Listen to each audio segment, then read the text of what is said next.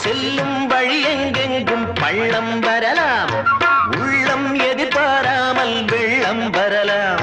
நேர்மை அது மாறாமல், தர்மம் அதை மீறாமல், நாளும் நடைபோடுங்கள் ஞானம் பெறலாம். சத்தியத்தை நீங்கள் காத்திருந்தால் சத்தியம் உங்களை காத்திருக்கும்.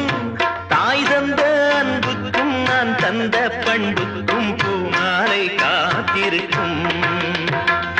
ஒரு கூட்டு கிளியாக ஒரு தோப்பு குயிலாக பாடு பண்பாடு. இறை தேட பறந்தாலும் திசை மாறி திரிந்தாலும்